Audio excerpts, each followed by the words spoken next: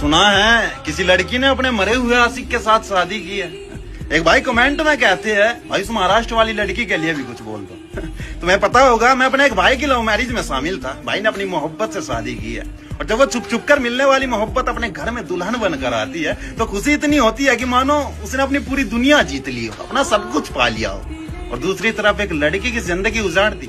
वो लड़की अपने मरे हुए आशिक के साथ शादी कर रही है। किसी की हो रही है शादी अपनी मोहब्बत से तो कोई अपनी मोहब्बत के मरे हुए शरीर से शादी कर रहा है।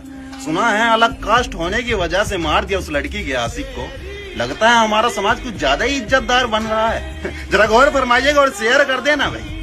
गूंजने चाहिए अल्फाज, गूंजनी चाहिए ये वीडियो हर समाज तक, हर जाति तक, हर आशिक के पास, हर लड़की के पास, हर लड़के के पास। तो अर्ज क्या है कि सलाम है उस लड़की को जिस लड़की ने अपने मरे हुए आशिक के साथ शादी की है। समाज तू बता, किसी माँ के बेटे को मारकर तुम्हारी इज्जत बढ़ पाएगी क्या? चल मान लिया तुम्हारी जाति अलग थी, तुम्हारी कास्ट अलग थी, तुम्हारी बिरादरी अलग थी, और उस अलग कास्ट के लड़के को मारकर तुम्हारी लड़की तुम्हारी कास्ट में शादी कर पाएगी क्या?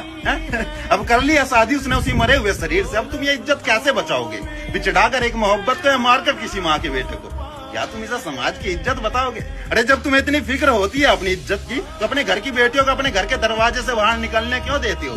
जब वो कर बैठती है किसी से मोहब्बत तो तुम किसी मासूम माँ के बेटे को मार देते हो। वाह रे वाह। जब तुम्हें इतनी फिक्र होती है अपनी इज्जत की तो अपनी बेटियों के हाथों में फोन मत थमाया करो। बिना गलती के मारकर किसी माँ के बेटे को।